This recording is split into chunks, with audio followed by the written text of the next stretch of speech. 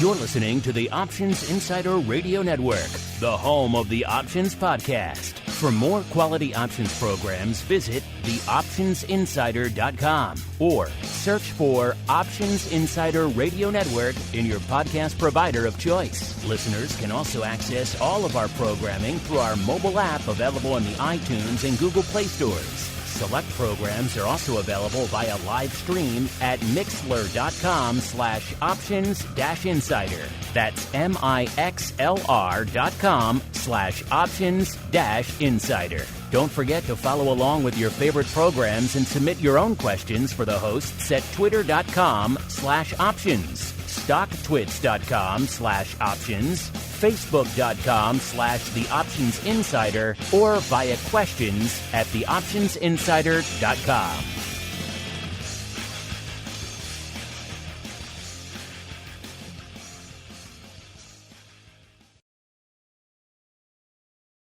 Gold, crude oil, corn, soybeans, and more.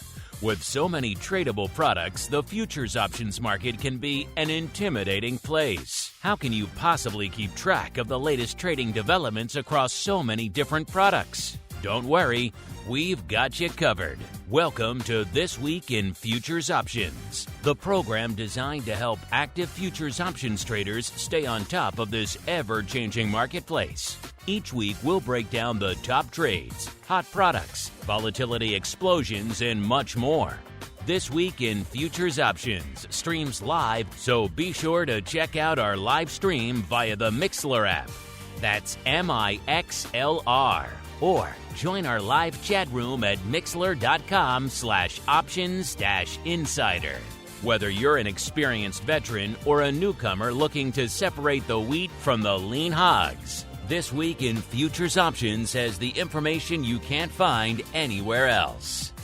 This Week in Futures Options is brought to you by CME Group, the world's leading and most diverse futures and options exchange. For more information and educational resources about futures options at CME Group, visit cmegroup.com/options. This Week in Futures Options is also brought to you by FTSE Russell, a leading global provider of benchmarks, analytics, and data solutions. For more information, please visit ftserussell.com, cboe.com, and cmegroup.com. And now, get ready to break down the latest futures options trading activity.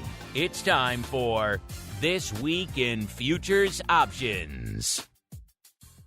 All right, everybody. That music means we are back for TWIFO, This Week in Futures Options, a program that breaks down all the action going on over there on the futures options side of the fence. So maybe we're going to talk some metals, some ag, some rates, some equities, some energy. You never know what's going to make it on the dock. That's why you have to tune in every week. We got a pretty crazy week on our hands this week, so a lot to unpack on the show today. My name, of course, Mark Longo from theoptionsinsider.com, as well as, of course, from the ever-exciting network upon which so many of you are mainlining these days. Remember, if you listen in on demand, we ask that if you like what you hear, keep rating and reviewing. It really does help the legion of new people who are discovering this content all the time. Obviously, we've been doing this for a while. January was 15 years. So we got quite a backlog of reviews and content in the store already, but you can argue the new ones these days more important than ever, given how many people are flocking to these markets and to our content every week out there these days. And of course, if you want to join us, go above and beyond, get the live streams, get the exclusive shows and everything else, theoptionsinsider.com/secret club is the place to go to begin your journey to the dark side. And of course, however you listen, live after the fact, keep hitting us up, those questions, those comments, those insights, those pearls of wisdom. We do love to hear from all of you folks out there. Let's see who we're hearing from today, holding down the CME and FTSE Russell hot seat, our old friend, Mr. Todd Colvin, the Senior Vice President over there at AMBROSINO Brothers. Todd, welcome back to TWIFO, sir. Mark, thank you very much for having me. It's been, I'd say it's been quite a week, but it's been quite a day. Yeah, it's been out there with all that's going on. You picked a good one, sir. There's a lot to unpack here on the show this week. So let's get going, listeners. It is time for the Movers and Shakers Report. It's time to find out what's rallying on the light side and falling to the dark side at CME Group this week. It's time for the Movers and Shakers Report. All right, everybody, welcome to the Movers and Shakers, the portion of the show where we profile everything that's lighting it up to the light side, aka the upside, and to the dark side over there at CME this week. As Todd mentioned, we have a crazy week, a crazy 24 hours. We're going to break it up a little bit differently this week for the Movers and Shakers. We're going to do both. We're going to do the week and indeed the past 24 hours, because I'm assuming, unless you've been living under a rock, you know the past 24 hours, the event that we've all been dreading, fortunately, has come to pass, which is the invasion of Ukraine. Todd, before we get rolling with the Movers and Shakers, everything, I'm curious your thoughts, your overall 10,000-foot perspective, and the impacts you're seeing so far on the markets on this event that we've been dreading for a while, and now it's finally come to pass. Yeah, and we saw that overnight initially. You saw risk assets really get walloped, and then you saw some others do particularly well and continue to do particularly well. No big surprise there. I think at this point, the reversal that we've seen in some of these markets from their extreme highs and lows is a bit of a surprise, being that it's only been how many hours since we've really engaged into this event. After talking about it for weeks, and talk is cheap when you're talking about invasions and all that. Certainly, we don't want to see it on any level, but when it happens, it seemed to be that the volatility moved up very quickly, and then while it is still elevated, it has come off quite a bit from those highs, and we've seen some price differentials moving around as well. So it's been a very interesting 24 hours, and we'll talk about that as we get further along. Yeah, you're right. We are seeing some reversals out there now across the broad market. So a crazy and unprecedented 24 hours in many respects. But Todd, I'm going to ask you now, where should we begin our journey this week, to the light side or to the dark side, sir?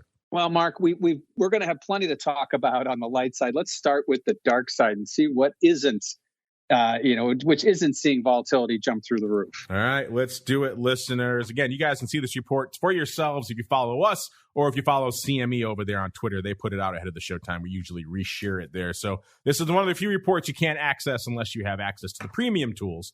But if you follow us on social media, you can see it out there. And like I said, we're mixing it up a little bit this week because the last 24 hours have been so topsy-turvy, I think, to put it mildly, out there. We're going to do two reports. Let's start with our usual report. The show is called This Week in Futures Options, after all. So let's start there. Let's go back over the crazy week. Kind of a split week to the light side and to the dark side, even if the magnitude of the movers to the upside were a little bit stronger than we saw to the dark side. Net movers to the upside and to the downside both seem to be about the same. It's roughly 50-50 this week. Let's go to the dark side first. Let's go. Actually, we have a tie. That's rare. A tie for the fifth place between the Nasdaq 100 and Oats, both off 4.65% this week. Oats number 3 to the dark side last week as well, off about 5.5%. By the way, it's a crazy week when the Russell 2000 was off 4.42%, and it can't even break the bottom 5. It's only at number 8. So that's a crazy week out there. Number 4, feeder cattle, off 5.05%. So maybe some surprise names out here. Number 3, the Dow, off 5.09%. I haven't seen the E-mini Dow in any of our movers and shakers for a while, but it's there this week. Number 2, this is a name, like I said, you could probably guess this name in any given week to the upside or to the dark side, and you have a strong chance of being right. This week, Bitcoin is number 2 to the dark side, off 11.56%. It was number 4 in the same direction last week, off 5.25%. And number 1, with a pretty impressive dark side bullet, this one's been kind of taking it on the chin of late. Palladium off again this week, off 18.21%. Let's go off to the light side now. And, energy's been making a lot of the headlines, but there's actually a lot of ags over the course of the past week here in our light side. In fact, outside of one spot, it's all ags, which is interesting. Number 5, corn up 8.46%. Number 4, soybean oil, up 9.38%. It was number 5 in the same direction last week, up a little over 3%.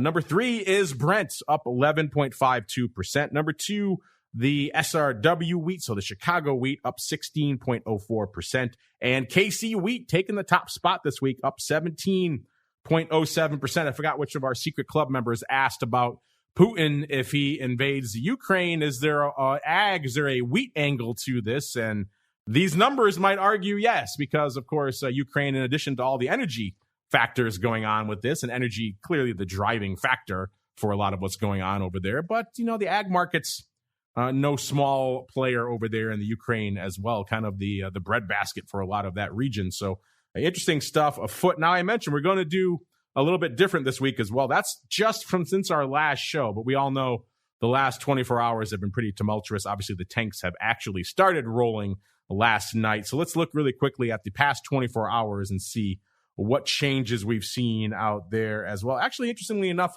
kind of evenly split as well, even though, once again, the magnitude of the moves to the upside seem larger.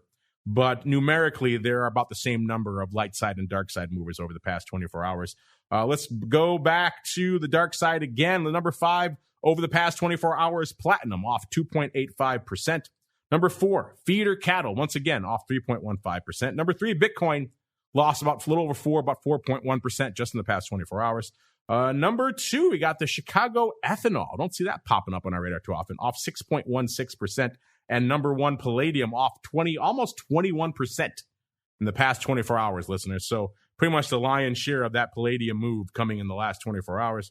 We've got to the light side now, kind of similar to what we just saw, only throw in some rates there as well. Number 5, KC wheat up 5.5% in the past 24 hours. Number 4, SRW wheat up 5.71%. Number 3, heating oil up 6.4%.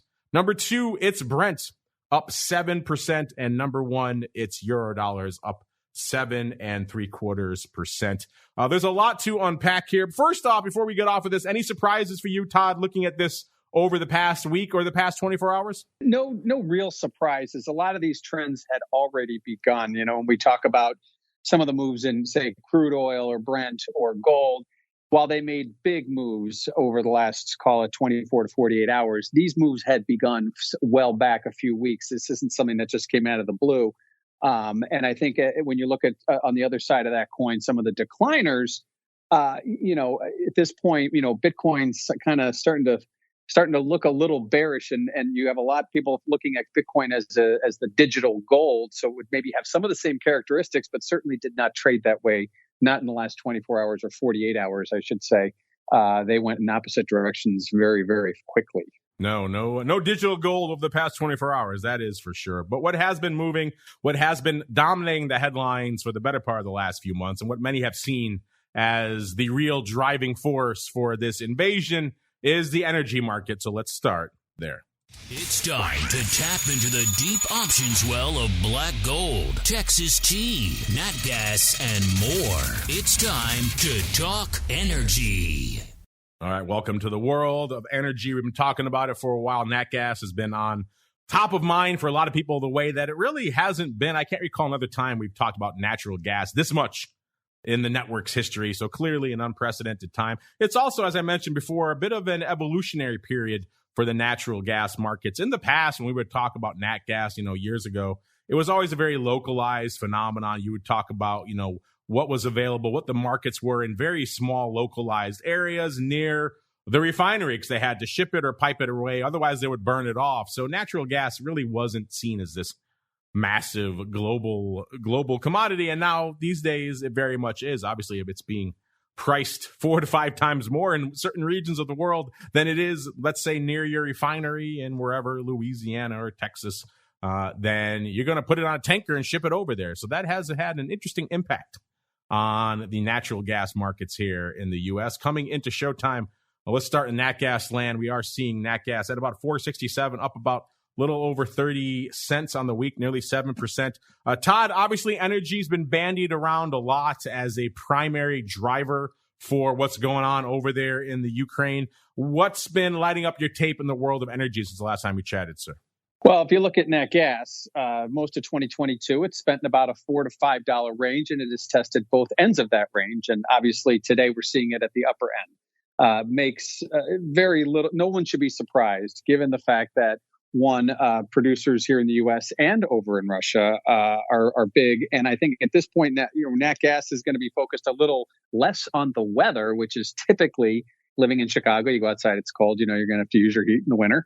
That's typically a good indicator. But now it's going to be more about supply and, how you're, like you just mentioned, if you're producing nat gas here, it's going to cost you, something a little extra, we'll say, to get it from point A to point B, especially if point B happens to be across the Atlantic. So at this point, I think nat gas is going to remain elevated, at least until we can have some clarity on where this whole Russia-Ukraine quagmire is headed. Right. And on our last show, we had Russell Rhodes on the last show with us, and we were looking at bids and trading activity all the way out to October and beyond on the 7 strike. And you're right, nat gas, usually a very seasonal product, usually beyond winter. You don't see those bids sustaining themselves, certainly not to the 7 strike and beyond. So seeing that sort of thing, that does imply, and once we started looking at that, we thought maybe this Ukrainian thing might have some more legs than people are anticipating. But let's go out there right now. Let's see what the numbers are showing us. You guys know where to go, listeners, to run these numbers for yourselves completely for free, because that's how much we like you. CMEGroup.com/TWIFO, TWIFO, or /TWIO. Both of them will get you to these reports. Then go on into the drop down for asset class. Go to energy and then move on over. We're going to start in nat gas because we said it is the primary driver. WTI getting a lot of headlines now as well. We'll probably get there as well. But yeah, nat gas is what everyone's talking about right now. Surprisingly enough, we are not perhaps seeing the paper you might expect. Of course, we did have a shortened holiday week, so that's clearly weighing on these numbers. 300,000 contracts.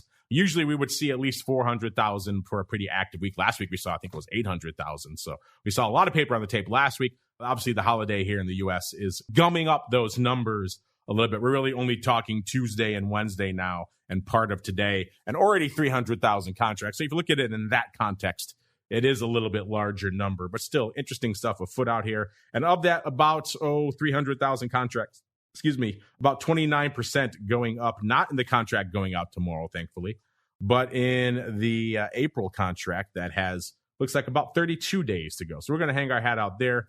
If you're wondering what the vol is right now in nat gas, it's at about a 60, up 5 points right now, a little north of 60, about 60.15, which if you've been following nat gas for a while, is actually not that elevated. It's broken into triple digits or close to it multiple times over the past year. So maybe the fact that we're finally getting the event that many have dreaded, maybe some of that afoot out there as well. Skew-wise, last week the puts 4.2% cheap. This week, nearly 6%, 5.8% cheap. So puts getting cheaper and calls all the rage out there. Last week, they were 7.6% bid. So you're paying that premium on top of the 60% vol to get the 25 delta call this week, listeners. Or I should say last week. This week, it is 10.3% bid. So it's even more aggressively bid to the upside, which again, given what we're seeing out there, not exactly surprising.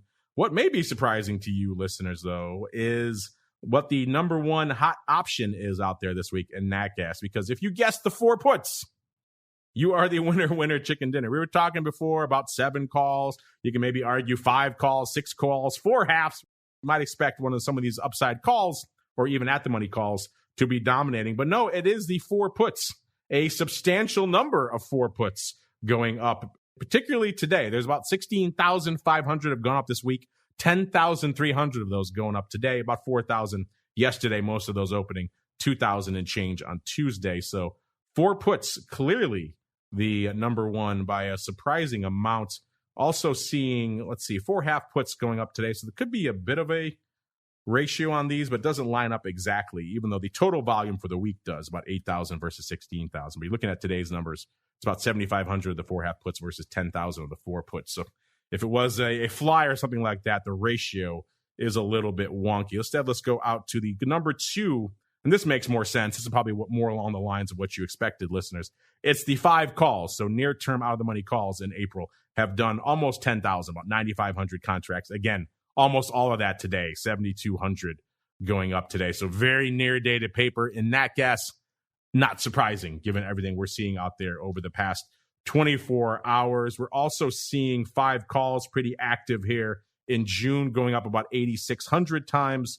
And then 4 half puts, like I mentioned, going up about 8,200 times today in April. And these are, most of these going up today, 7,500, that 8,200.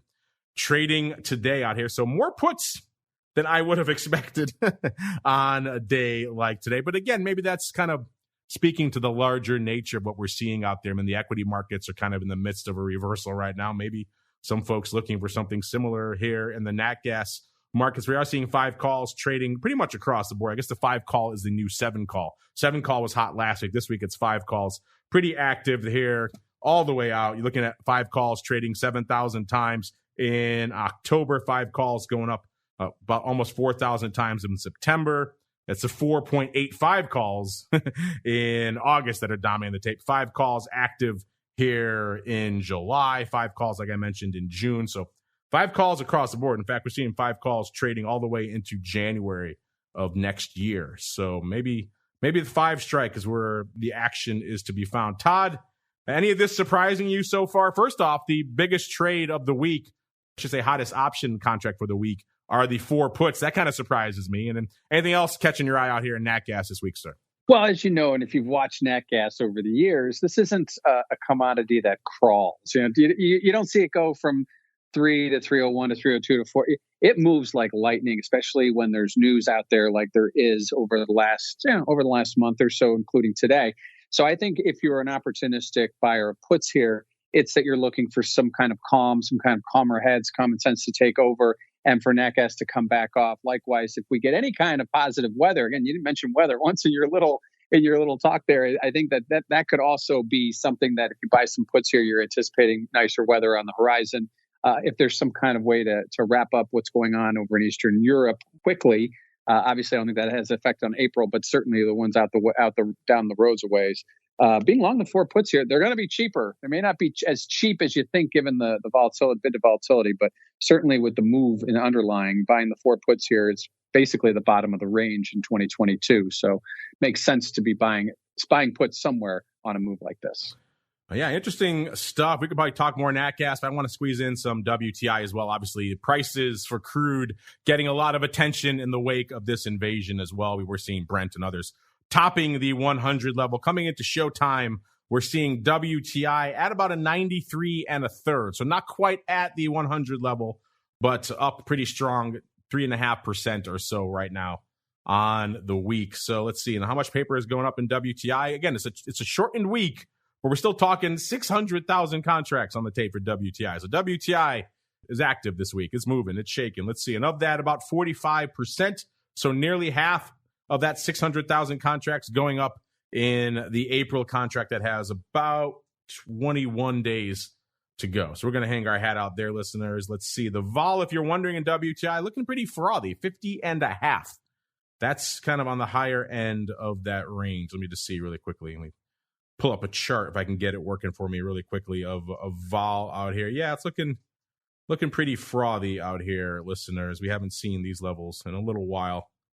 You got to go back to kind of the end. If you look at the end of the year, then we saw a 60 vol for a bit there in WTI. But outside of that, yeah, these are pretty interesting levels here from a vol perspective. In terms of skew, we're not seeing a heck of a lot of directional bias to the skew this week, which is maybe also interesting in and of itself. The puts are kind of unched. Last week, they were about 0.5% rich to the at the money. This week, about 1/3% cheap. So they have swung a bit, almost a point, but neither really here nor there. The calls last week, 2.5% bid. This week, 1.9% bid. So we're not seeing a tremendous bias in either direction, which is kind of interesting. Maybe kind of showing a bit of an uncertainty here, whether we can maintain these levels, are going to retreat a bit, or continue north here. That's interesting in and of itself. Let's go out to see what the most active contract is this week. Now, this makes a little more sense, given all the headlines out here. Everyone's talking about $100 oil, $100 oil. It was the April par calls, the 100 calls that were lighting it up out here this week to the tune of 30,300 contracts on the tape. The big day today, about half of that, 14,600 going up today, about almost 12,000 on Tuesday, a little over 4,000 on Wednesday. Most of that opening earlier in the week. Obviously, we don't know today's numbers. So par calls, again, that's kind of what I expected when I pulled up these numbers today. I was not expecting the puts on nat gas. So that was kind of interesting, a little bit of a curveball there. Behind the calls, then it's kind of a distant number too. We're talking actually the 110 calls out in June. They've done about almost 20,000, about 19,000 contracts this week. Then we fall to number 3. We've got the 85 puts back here in April, doing about 15,000 contracts, a little over half of that going up today, about 8,700 today, almost 4,000 yesterday, 2,500 on Tuesday, most of that opening throughout the week. So opening on the 85 puts, got action on the par calls. That's probably why the skew is kind of staying balanced right now. We're seeing kind of activity on both sides of the curve there, which is kind of interesting. Let's go a little bit farther out just to see if we see any other interesting strikes. If the 110s are not enough for you, got the 120s trading in July, listeners, not much, about 3,000 times. Par calls also going up in August about 3,000 times. So it does seem like par and above is kind of the strike du jour. Par calls also trading in December about 7,500 times. So yeah, interesting stuff here. I know energy's been on the docket a lot over there. Todd, what's been lighting up your tape in the world of WTI these days, sir? Well, at WTI, you got to remember, it's been a supply-driven market for so long. We forget that there's another component to that. That would be demand. And if you're looking at a global economy that maybe is looking to suffer here, maybe pull back a little bit, while we did get to 100 today for the first time since, I think, July of 2014, you did see the pullback. And the idea now becomes not so much supply-driven, but is there going to be demand if the economy is still trying to get its sea legs back under it to prevent it from going much further at this point, at least until these central banks can figure out a magic spell to get us out of whatever the crisis they created back 2 years ago. And at this point, WTI is just a good barometer. If it pulls back, it probably is a good sign that maybe there's economic weakness coming ahead globally. That would be an impressive magic trick if the Fed can pull us out of this. You're right. But you mentioned we could probably talk energy for the rest of the show, but there are a lot of other complexes lighting it up this week. Todd, where should we hang our hats next? Well, given today's move, and I know we've seen metals make some pretty big moves, but the move in gold today was pretty impressive. All right, so in the last 24 hours. Let's get out to the land of the metals next. Werewolves beware. It's time to explore the options activity in silver, gold, and other shiny things. It's time to talk metals. All right, everybody. Welcome to the world of the metals. You guys know where to go. Go to that drop down, listeners. Pop it out of energy and then move that asset class drop down all the way to the bottom of the list to metals. Then go into the precious product family and then head on over to gold. That's where we're going to start our exploration this week. And, Todd, it's been an interesting analysis. I know you were joking about digital gold with crypto earlier, but there's been kind of a persistent drumbeat out there, certainly of last year and maybe even back to the start of the pandemic, that gold hasn't really delivered on the promise in these uncertain times. Maybe they just had to wait. Maybe they just needed to wait for the past 24 hours, Todd. But what are your thoughts on metals over the past 24 hours? And also on that question, do you think maybe the precious stuff has underperformed during these tumultuous last couple of years? Well, yes and no. I certainly believe that every commodity has its place and its time. And we saw that with Bitcoin. And Bitcoin's not going away. Don't get me wrong. It certainly is now kind of taken a back seat to what we're seeing in gold. And gold today getting up, close to 1975, only to give it all back. It to me seems that's the kind of trading that we haven't seen. So gold right now set the bar pretty high. But of course, given the fact that there has been a bit of a pullback here, given the fact that we've seen speculator interest continue to increase, despite seeing the first month of the year, speculators were running out of gold due to the fact that the Federal Reserve was supposed to be raising interest rates, which would certainly not be a positive variable for gold prices. But gold has really weathered the storm here. And over the last 2 weeks has seen a very impressive run, which culminated again today in seeing a print almost to 2,000. We didn't quite get there, but it was as close as we've been, since back in September of 2020. Yeah, you're right. Didn't quite get there. Now kind of giving up the ghost, kind of like we're seeing with the broad equity markets reversing, seeing some of that in gold. In fact, on the week here, we're seeing gold net off about 10 handles, a little over 10, about 10.2 handles. That puts it about 1889 coming into the start of the show, off about 0.5% here on the week in that front future. How much paper is going up in gold? It's a truncated week. It's a quiet week. Still 250,000 contracts on the tape. That's nothing to sneeze at when you're talking about gold, listeners. And of that, close to half, about 43% going up in the April contract that has about 32 days to go out here. So we're going to hang our hats out there, listeners. If you're wondering what is gold vol right now on that April contract, it's a little bit shy of 15, about 14.84. It's off about almost 2/3 of a point on the week. So gold vol coming in. Again, you could argue maybe we have seen the events people have been dreading for a little while. So maybe some of that event risk coming off the table out here in gold. Skew wise, precious stuff tends to have a bid to the upside in these types of environments, and that remains the case right now. The puts last week, 1.9% cheap. Now this week, 3.3% cheap, so getting a little bit cheaper. So you're already getting a pretty cheap vol, and if you're coming in to scoop the puts, you're getting a discount on top of it. And then the calls last week, 4.8% rich. This week, nearly 7%, 6.9% rich here. And in terms of the action, Todd was just talking about the 2000 strike. That kind of has the same allure, the same attraction that the par strike, the 100 strike does out there in WTI. Everyone's talking about gold. Can it maintain? We saw that 2000 level during, the madness of the pandemic, and we kind of retreated off of it. Can it maintain it again? Well, so far the answer is no, but folks, not stopping them from putting on some paper to the 2000 strike. That is the hottest contract out there right now. The 2000 calls in April, doing about 9,000 contracts this week. The big day, clearly today, the past 24 hours, pretty huge in gold. 5,400 contracts going up today, 2,700 on Tuesday, and a little less than 1,000 on Wednesday. Most of that opening earlier in the week, and as well as we have the 19 half calls. So actually, they were in the money, not so much anymore. 19 half calls going up this week as well, 7,100 of those. Again, the big day today, about a little over half, 3,850 going up today. So it is kind of a call palooza out here, listeners. 2,100 calls. So if the 2000 strike, not optimistic enough for your blood, 2,100 is going up about 6,000 times. Again, the big day today, 3,800 going up today.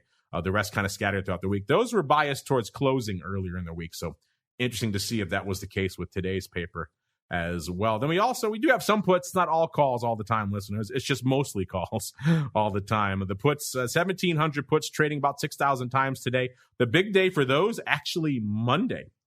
That was all opening on Monday. So 5,400 of those trading on Monday, a couple hundred trading throughout the rest of the week. So opening 5,400 puts, 1,700 puts, 5,400 times on Monday. That's kind of interesting. Someone may be getting some of the fade in perhaps before the big invasion, or perhaps thinking that was a nice line in the sand to draw.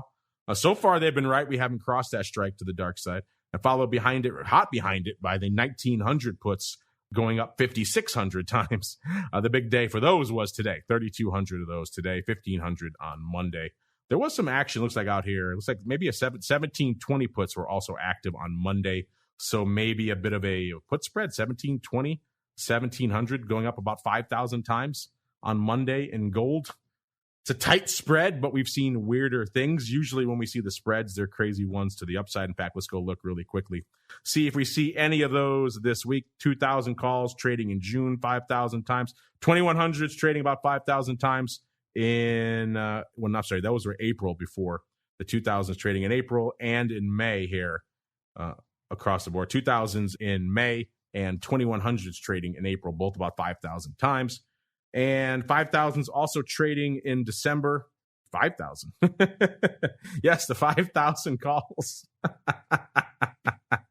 traded. I thought that was an error at first, listeners. I have to admit, 5,000 calls in December traded 5,225 times today, listeners.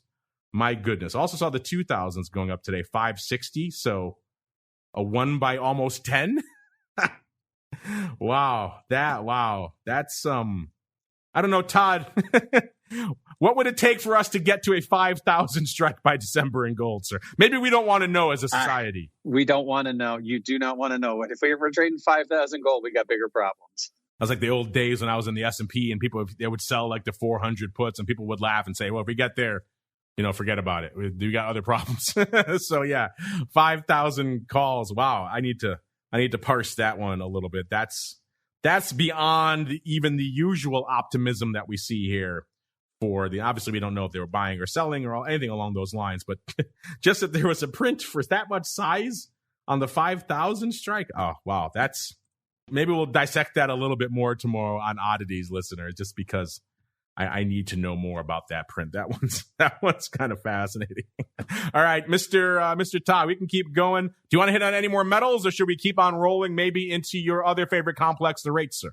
Why don't we roll over into rates? A lot happening there. The Fed, the yield curve, inflation fears. How are they impacting options activity and volatility in your favorite interest rate products? Let's find out as we explore the world of rates. All right, everybody. Welcome to the world of rates. Get into that asset class drop down, pop it out of metals. You're only going to go up one slot. You're going to go up to interest rates right above it. Head on into U.S. rates. I think we'll hang out at the 10-year first, but you could also pull up the euro dollar. That was also moving quite a bit this week. Mr. Todd, what is lighting up your day and your week in your bailiwick, in your home markets of the rates, sir? Well, I think at this point, a lot of what we're looking at is in the short-term interest rates with expectations to a Fed tightening coming as early as March. And those expectations have been all over the map. And we've seen expectations of a 50 basis point rate hike, about 80%. Today, that's at about 8%. We heard from St. Louis Fed President Bullard 2 weeks ago. He talked about trying to get 100 basis points of hikes in by the end of June. Then they had to use some other presidents to kind of walk that back a little bit. So you've seen a lot of movement that in areas where you don't typically see it. In the front end of the Eurodollar curve, you're seeing it. You're seeing a lot of movement in the front end of the Treasury curve. So there's a lot of action going on because there's kind of a double talk going on with the Fed. I know it's hard for you to believe, you and your listeners, that the Fed would be saying one thing and doing another. But at this point, it seems the market is got a little over its skis in how aggressive the Federal Reserve might look to raise rates and has now come back down to earth. And we can probably look at maybe only 25 basis points of hike at March and then sort of a wait and see approach from the Fed. And that's what we're seeing today. Some of that, we're reversing some of those prices, seeing those short end interest rates nudging back down after being a little bit elevated.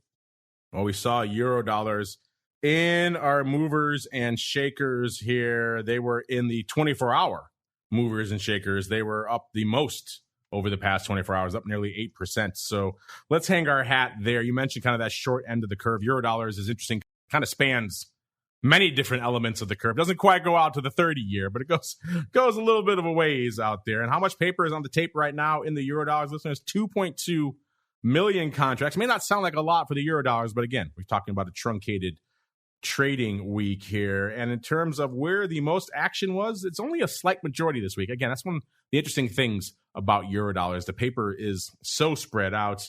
We've got paper going out in the March contract expiring, about 18 days, 12%. Actually, about 15% is the number one. That's in the DEES contract. In those front Eurodollars here, the 14.9% of the DEES contract. So that's where we're going to hang out here, listeners. 14.9% of that volume going up. In the December contract here in the Eurodollars, you might say, well, what is the vol out here in those DEES Eurodollars? It's pretty frothy, listeners. We're talking about nat gas can get up into the triple digits. Well, Eurodollars is already there. 102.5 for this DEES contract here in the whites. 5.5 points up on the week. Skew-wise, seeing some impressive bids to the puts here, too. We're starting to look like a little bit of an equity here. The puts, 15.6% bid last week, this week. 15% bid. The calls last week, 6% cheap.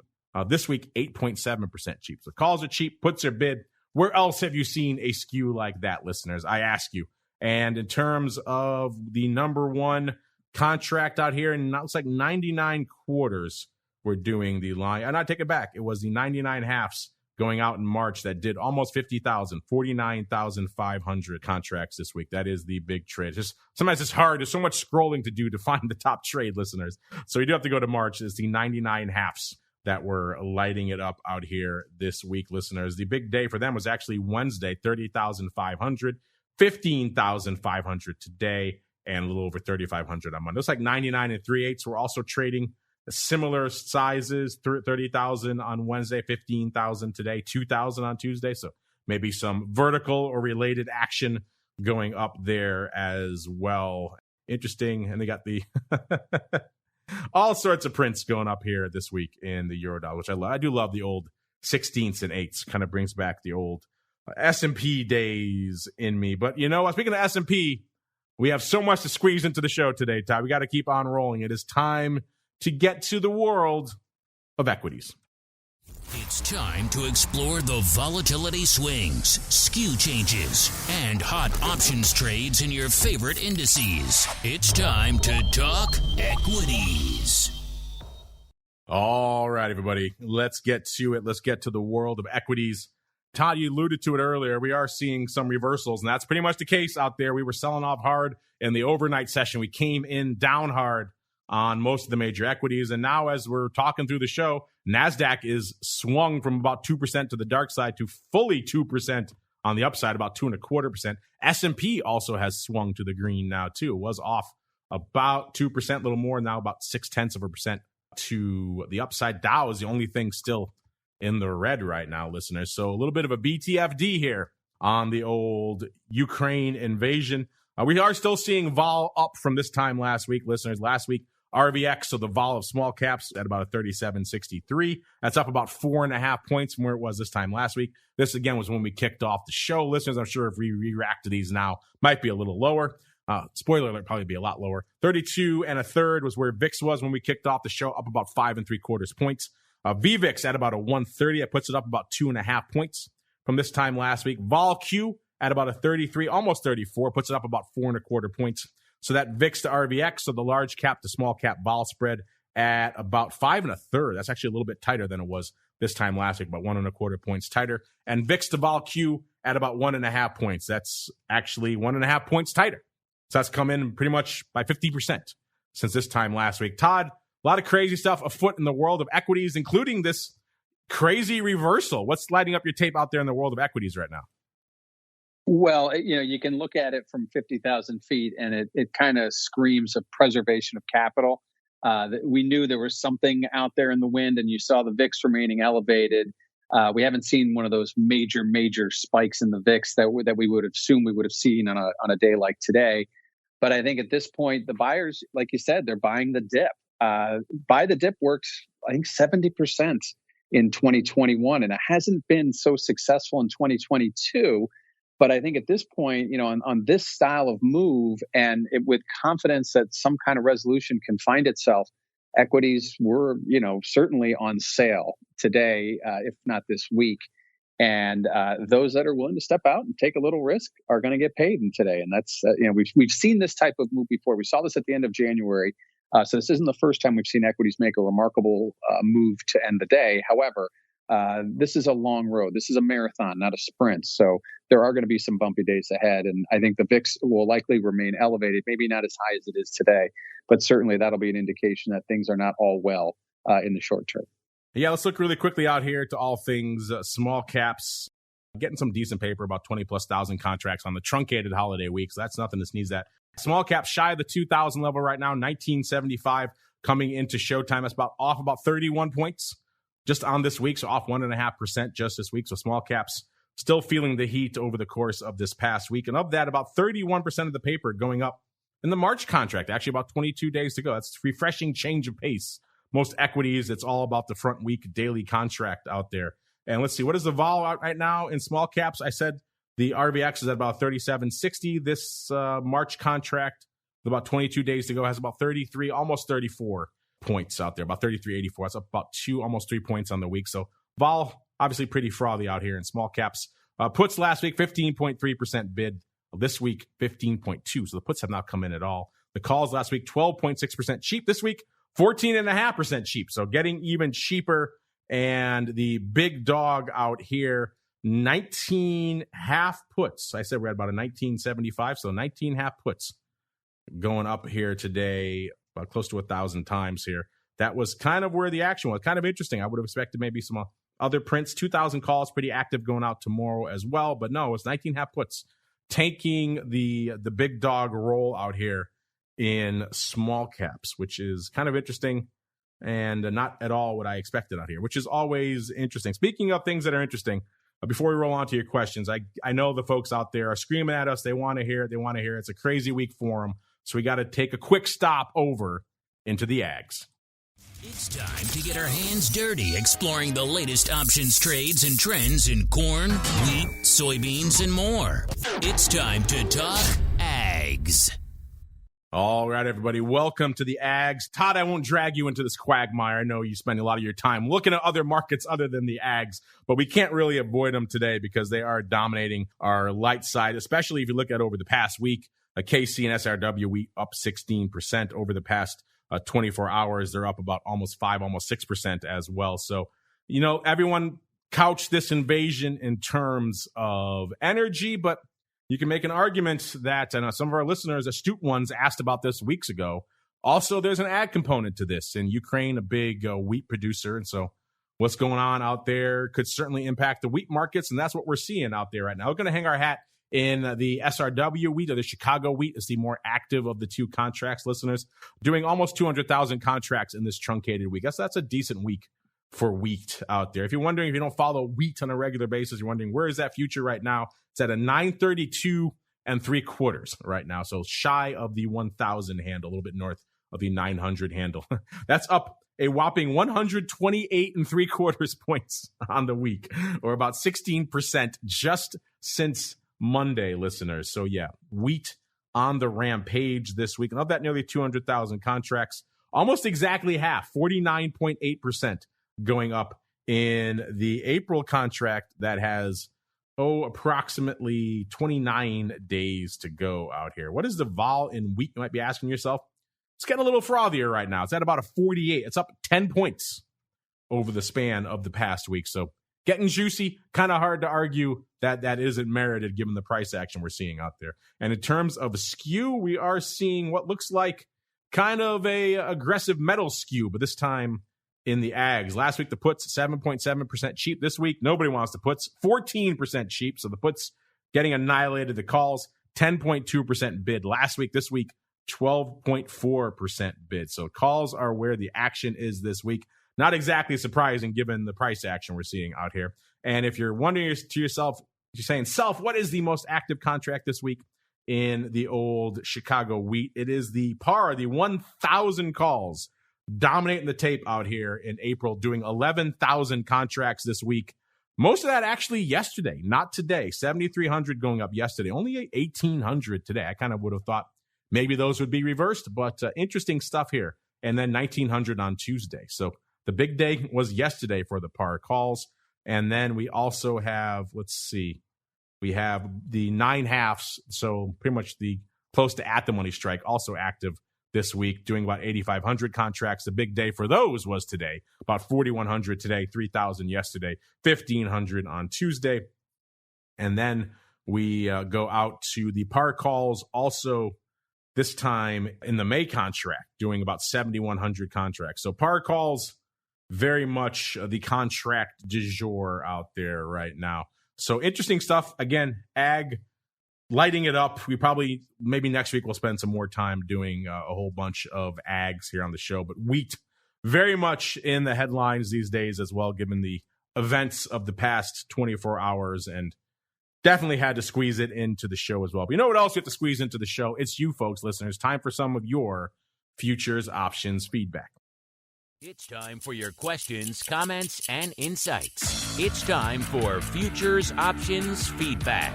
Submit your questions at twitter.com/options, facebook.com/The Options Insider, stocktwits.com/Options Insider, or via questions at theoptionsinsider.com. You can also submit your feedback via our Options Insider Radio Network mobile app, available for iOS, Android, and Kindle Fire devices. You can even ask your questions live via our Mixlr chat room. So grab the Mixlr app or just search for Options Insider at Mixlr.com. That's MIXLR.com.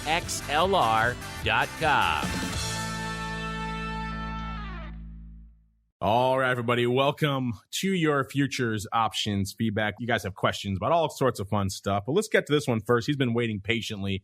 This is my boy Luigi. He sent this in live, I think, on the show last week. He's been waiting patiently for his answer. I do believe, he's listening in there again today. Remember, listeners, if you want to join us for the live stream, get those questions bumped to the top of the list. TheOptionsInsider.com/secret club is the place to go. But it sounds like Luigi, Todd, and a lot of other listeners they've been asking a lot more about rates of late. I think they're starting to dip their toes into the rates complex a little bit more, maybe with a little bit of trepidation at first because they are somewhat big and intimidating products. I mean, the Eurodollar has contracts and strikes and trades volume for days all across a whole bunch of strikes. And other complexes have their own nuances as well. Like, for example, Luigi's asking about the 10-year. He says, in particular, I was wondering what the number represents on the 10-year note future. He gives an example of what does the 126 strike 160, what does that represent on the 10-year note future? So maybe, Todd,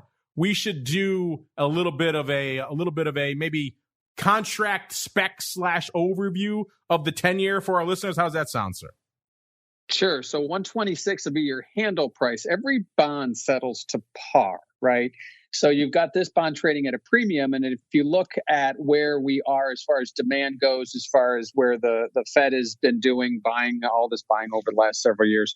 So that 126 configure will settle at par. However, when you configure in, and then futures contract, this is a little different, but when you look at a cash bond, it takes into account your payments, your coupon payments. A futures contract does not pay any coupon payments, so it is all based on a cash settlement. So if you look at and actually rolls into a physical bond, so the pricing of that 126 is actually your premium above par. Put simply, it doesn't go much deeper than that. It counts in all your coupon payments that are already built into the cash bond that you're going to receive if you hold it to maturity. Interesting stuff. I'm sure we'll have more about the rates. Actually, you have a question of the week right now, Tyler. I'd like to get your thoughts on it. It's kind of interesting. A little bit different for us, but things are afoot right now that are a little bit different out there as well. So we said to you folks, listeners, as we watch these tragic events unfold in Ukraine, many people are wondering about the extent of the impact on volatility.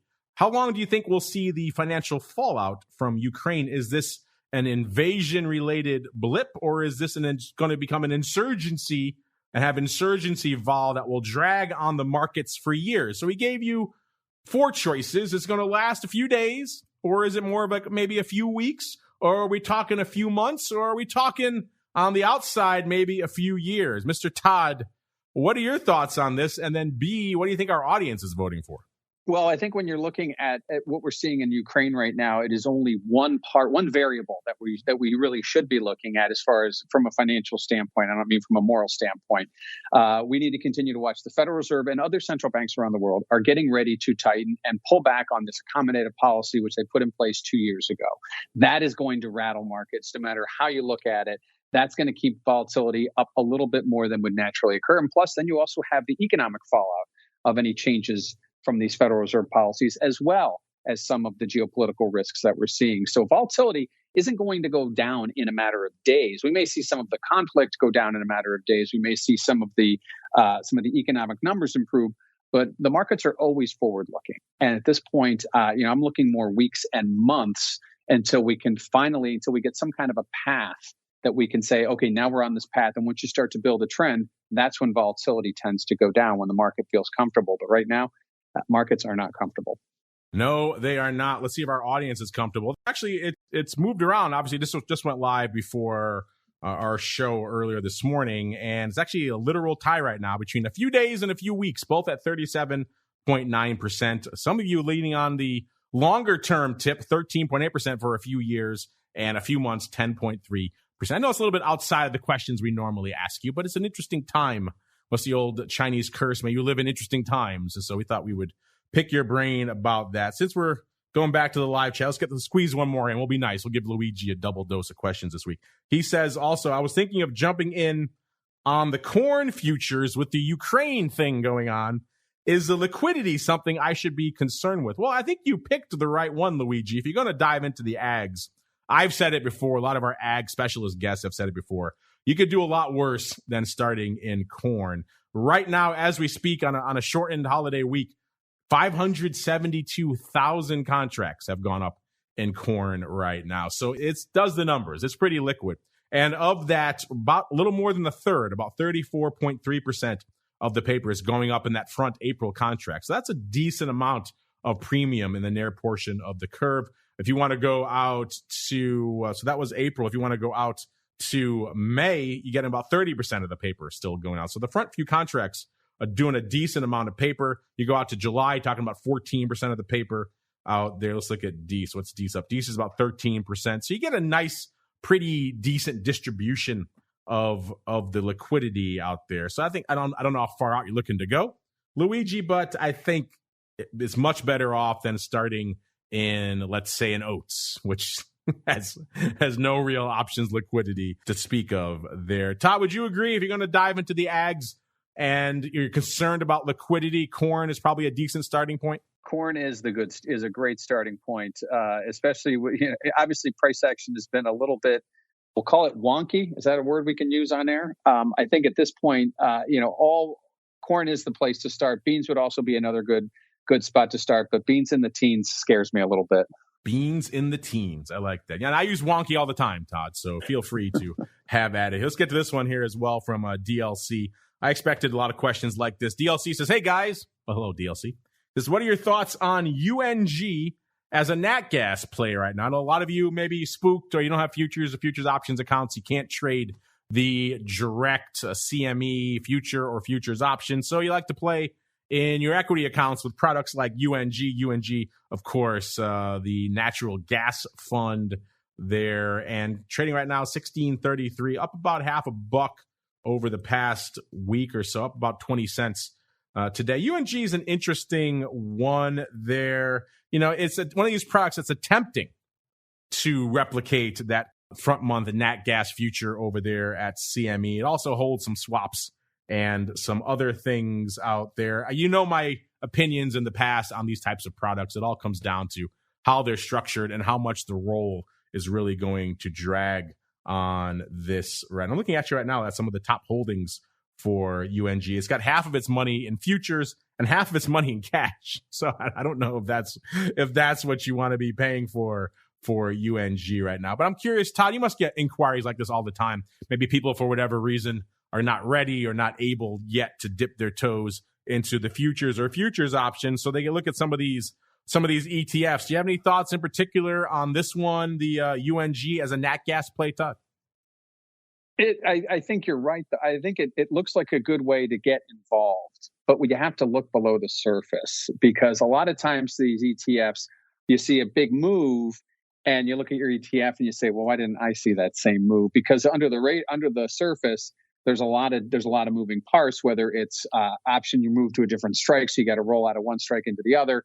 Perhaps, like you said, they hold a lot of cash. They're just not fully vested right now at this moment. So while the fund does reflect what it says it does, maybe it is invested 100%. So I think any time you want to dip your toe, certainly when it comes to commodities, cryptocurrencies, even like gold and silver ETFs, that's a good way to do it. But again, you got to read the fine print and make sure you're buying what you think you're buying. Yeah, I'm looking at this price chart here for UNG. And if you held it for the better part of the last month, you may not be that happy with this product, even though we have seen some interesting action in NatGas during that period. UNG was trading nearly 18.98 on the 2nd of February, and less than a week later, it was down to about 14, actually got into the 13 handle. So you sold off pretty hard in that period when we saw some turbulence in NatGas as well. So that also had a little bit of a sell-off period, but to that extent, that's a pretty dramatic sell-off. So if you were loading up, coming in like the first week of February, loading up on UNG, thinking you're going to play this NatGas pop, you got hammered pretty aggressively. So something to keep in mind when you're looking at these. The devil is always in the details. I'm never really, I've recommended GLD and SLV in the past because they hold physical gold. You can't really do that with NatGas, right? It's not exactly a perpetual asset. So they have to replicate it using futures, and then that's when the devil is in the details. How frequently do they roll? What is their balance? Are they mostly leaning towards the front portion, so they're going to get crushed by roll yield? Are they going a little bit farther out, so they're more secure from roll yield, but then they don't track as well? Are they going to do some mix in between, so it's a little bit of each? It's very much a pick your poison out there. And some of the performance recently for this UNG, you may argue, wasn't the best. But do you have some experience? Have you been trading this? What are your thoughts on UNG? Hit us up listeners. We do like to hear from all of you folks out there. Unfortunately, that music means we've come to the end. Man, we squeezed a lot of living here into just an hour. We talked metals, we talked rates, we talked ags, we talked equities, we talked energy. Man, we could do probably 3 hours on a show on a day like today, listeners. Interesting stuff here. But before we go, Mr. Todd, if folks want to reach out to you out there in the world of Ambrosino Brothers, where should they go? What should they do? I can be found on the Bloomberg Network, TCOLVIN14 at Bloomberg.net. My Twitter handle is TJC1539. TJC1539 out there. All right, really quickly, because before we roll out of here, more follow-ups on his question from Luigi. Todd, I'll be nice. I'll give him one more. He says, if I understand Todd correctly, par is the 100,000 strike and the 126 is 1.26% above par.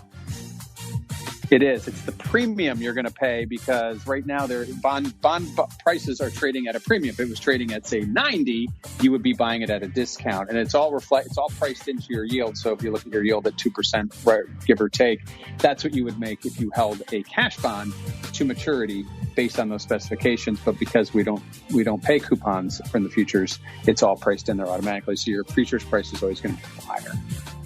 There you go. All right. Hopefully the third time is the charm there for you, Louis. I know this stuff's confusing. We'll get you there. Don't worry. And, of course, if you want to get there in between episodes of this program, listeners, head on over to cmegroup.com/TWIFO or /TWIO. I encourage you, keep running those reports these days because, as we've seen just in the past 24 hours, things are popping off. So if you want to check the action in some commodities that are near and dear to you right now, get on over there. cmegroup.com/TWIFO is the place to go. And you know where to go to keep up on all the latest from all things small caps. Are they headed for a correction? Are they breaking out of it? Are they reversing as we speak? FTSE Russell.com, FTSE Russell.com is the place to go to kick the tires and light the fires. Check out their COVID-19 impact section. A lot of great research on all of that stuff. And, of course, what's going on out there from a correction and from a Santa Claus rally, all these perspectives in the world of small caps. Give them a follow on the old Twitters while you're at it as well, at FTSE Russell, all one word. That's going to do it for us today on the network. Listeners, we'll be back again tomorrow, noon Central, 1 p.m. Eastern for Volatility Views. And then after that, 2 p.m. Central, 3 p.m. Eastern to wrap up your week, all of you in the Secret Club, with a little bit of the old options oddities. If you need any reminders, listeners, the past 24 hours, the world is a crazy place. So keep your risk under control. Whatever you do, stay safe out there, listeners. And we'll see you back here tomorrow for Volatility Views, Monday for the option block, and all the way back to Thursday, another episode of This Week in Futures Options. This Week in Futures Options is brought to you by CME Group, the world's leading and most diverse futures and options exchange.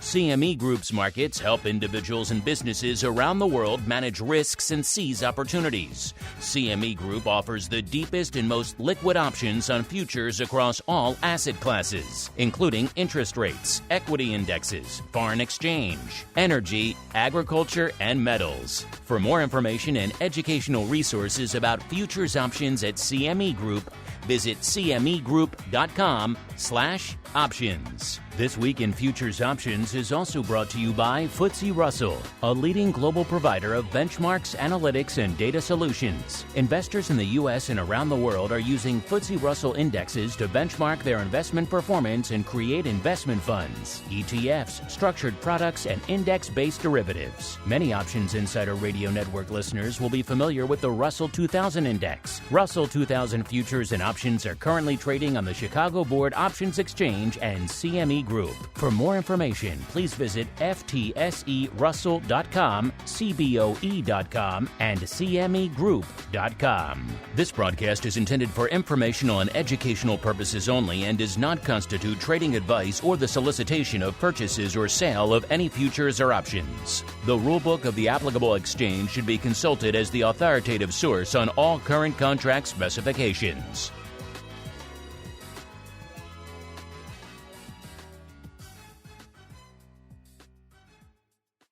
You're listening to the Options Insider Radio Network, the home of the Options Podcast. For more quality options programs, visit theoptionsinsider.com or search for Options Insider Radio Network in your podcast provider of choice. Listeners can also access all of our programming through our mobile app available in the iTunes and Google Play stores. Select programs are also available via live stream at mixlr.com/options-insider. That's mixlr.com/options-insider. Don't forget to follow along with your favorite programs and submit your own questions for the hosts at twitter.com/options, stocktwits.com/options, facebook.com/theoptionsinsider, or via questions at theoptionsinsider.com.